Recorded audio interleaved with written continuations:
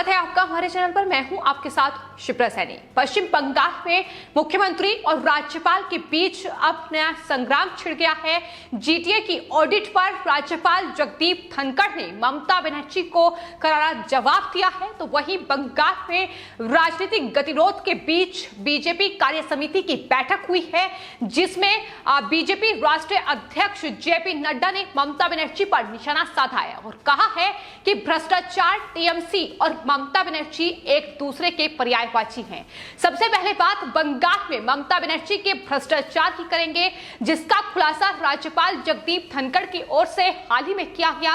राज्यपाल उत्तर बंगाल के दौरे पर थे और वहां राज्यपाल जगदीप धनखड़ की ओर से गोरखालैंड प्रादेशिक प्रशासन यानी जीटीए की कार्य प्रणाली पर सवाल उठाए गए। उन्होंने कहा कि जीटीए भ्रष्टाचार का अड्डा बन चुका है और वो सीएजी यानी कैग से जल्द ही इसकी जांच करे, इसकी मांग उनकी तरफ से की जाएगी। जिसके बाद ममता बनर्जी बौखला गई और राज्यपाल पर तमाम सवाल उनकी तरफ से उठाए गए। भ्रष्ट आदमी तक राज्यपाल को करार दिया गया। इतना ही नहीं, जबरन हवाला चैन केस में उनका नाम घसीटने की कोशिश भी ममता बनर्जी की ओर से की गई। हालांकि ममता बनर्जी के इन तमाम सवालों का जवाब राज्यपाल ने पलटवार करते हुए दिया और कहा कि जिस तरीके से ममता बनर्जी ये आरोप लगा रही हैं, ये पूरी तरीके से झूठे और निराधार है। एक वरिष्ठ नेता से वो इस तरीके से मिस इन्फॉर्मेशन लोगों को दे, ये उम्मीद वो नहीं करते हैं। लेकिन उसके बाद अब जिस तरीके से ममता बनर्जी विरोध कर रही हैं कि गोरखालैंड प्राधिकरण की जो जांच है वो कैग से ना करवाई जाए, आखिर इसकी जरूरत क्या है, इस पर अब राज्यपाल ने ममता बनर्जी को समझाया है कि आखिर कैग ऑडिट जरूरी क्यों है। उन्होंने ट्वीट किया है और ट्वीट करते हुए ट्वीट में लिखा है कि जीटीए एक्ट की धारा 55(9) में यह कहा गया है कि गोरखालैंड प्रादेशिक प्रशासन के खातों का ऑडिट भारत के कैग को सरकार द्वारा सौंपा जाएगा, जो उस पर सरकार को ऐसी रिपोर्ट पेश कर सकता है जो वो ठीक समझे। तो ये ट्वीट है जो राज्यपाल की ओर से किया गया है और एक बार फिर से सियासत कहीं ना कहीं गर्माती नजर आ रही है, क्योंकि उत्तर बंगाल का दौरा जो राज्यपाल के द्वारा किया गया है, वहां न सिर्फ बंगाल हिंसा को लेकर सवाल राज्यपाल की ओर से उठाए गए थे, बल्कि गोरखालैंड जिसे अलग केंद्र शासित प्रदेश बनाने की मांग भी वहां के बीजेपी सांसद कर रहे हैं। ऐसे में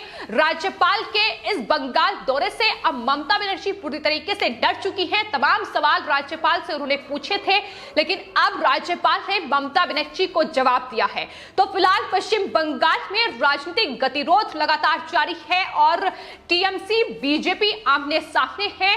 लगातार बंगाल हिंसा को लेकर ममता बनर्जी पर निशाना साधा जा रहा है।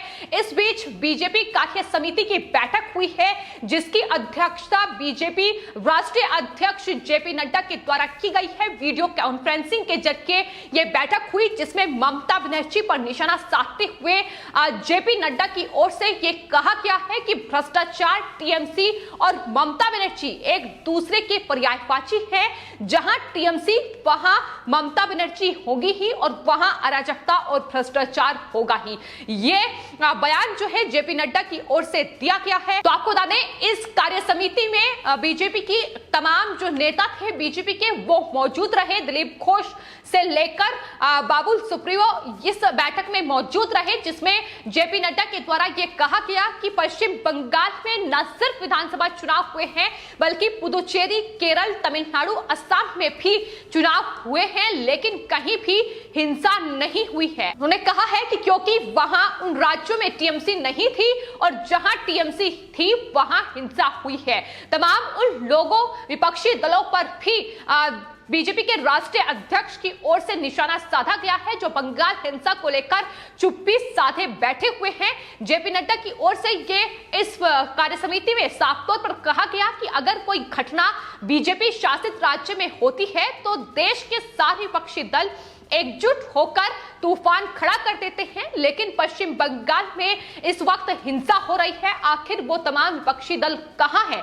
आखिर वो मानवाधिकार की बात करने वाले तमाम जो पत्रकार हैं, जो तमाम वामपंथी मीडिया है, आखिर वो कहां है? ऐसे लोगों को बेनकाब करना भी हमारी जिम्मेदारी है और हम ये करके रहेंगे, ये जेपी नड्डा की ओर से दो टूक तमाम विपक्षी दलों को जवाब दिया गया है। फिर चाहे वो कांग्रेस पार्टी के नेता राहुल गांधी हो, अखिलेश यादव हो, जिन्होंने ममता बनर्जी को उनकी जीत पर बधाई दी थी, लेकिन अब पश्चिम बंगाल में लगातार हिंसा, आगजनी, अराजकता हो रही है, खून खराबा वहां जारी है, लेकिन ये तमाम लोग चुप्पी साधे बैठे हुए हैं। तो आपको बता दें, जो बीजेपी कार्य समिति की यह बैठक हुई थी, इसमें तमाम निशाने जो हैं ममता बनर्जी के, टीएमसी के भ्रष्टाचार पर भी साधे गए। न सिर्फ बंगाल हिंसा पर ममता बनर्जी को घेरा गया, बल्कि हाल ही में जो वैक्सीन घोटाले सामने आए हैं, उनका जिक्र भी बीजेपी की ओर से किया गया। पश्चिम बंगाल में वैक्सीन घोटाला, मिमी चक्रवर्ती जो कि टीएमसी की सांसद हैं, उन्हें नकली वैक्सीन डोज लगाई गई है, उनका जिक्र जेपी नड्डा के द्वारा किया गया। उन्होंने कहा कि पश्चिम बंगाल में वैक्सीन का घोटाला हुआ है। बंगाल में अगर मिमी चक्रवर्ती को नकली वैक्सीन लगा दी गई है तो भ्रष्टाचारियों का साथ अगर दोगे तो सांसदों को भी नकली वैक्सीन लगेगी, जाली टीकाकरण वहां होगा, इसका जिक्र भी उनकी तरफ से किया गया है। तो जाहिर तौर पर बंगाल में भ्रष्टाचार कोरोना महामारी के आड़ में चल रहा है, इसका खुलासा लगातार हो रहा है।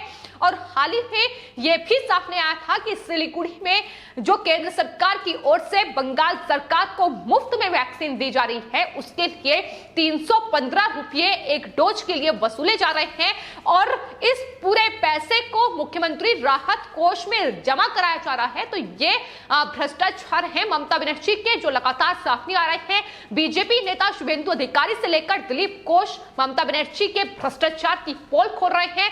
महामारी के 2000 करोड़ का घोटाला ममता बनर्जी कर चुकी है और इसकी रिपोर्ट वो सामने रखे, ये मांग लगातार बीजेपी की ओर से की जा रही है। तो फिलहाल पश्चिम बंगाल में जिस तरीके से बीजेपी ने अपनी जीत का परचम लहराया है, जो बीजेपी 2014 में लोकसभा चुनाव में महज 2 सीटें पश्चिम बंगाल में जीती थी, वो आज विधानसभा चुनाव में 77 सीटों पर पहुंच गई है। बीजेपी कार्यकर्ताओं को उन्होंने धन्यवाद दिया और कहा कि ये जो इतनी तेजी से बीजेपी ने कहीं ना कहीं जीत पश्चिम बंगाल में हासिल की है, इसी की ही बौखलाहट है जो ममता बनर्जी इस तरीके से निकाल रही है। और बंगाल में टीएमसी के सामने इस बार बीजेपी है जो उसे चुनौती दे रही है। बंगाल चुनाव में हमने जो एक मुट्ठी चावल का अभियान शुरू किया था और किसान सम्मान निधि देने की बात कही थी, उसके आगे ममता बनर्जी को झुकना पड़ा, इसका जिक्र भी जेपी नड्डा के द्वारा किया गया। इसके अलावा किसान सम्मान निधि की जो घोषणा प्रधानमंत्री की ओर से की गई थी कि वो बंगाल के किसानों को इसका लाभ पहुंचाएंगे। बंगाल के 72 लाख में से 20 लाख किसानों को किसान सम्मान निधि की पहली किस्त पहुंच चुकी है, उसका लाभ पहुंच चुका है।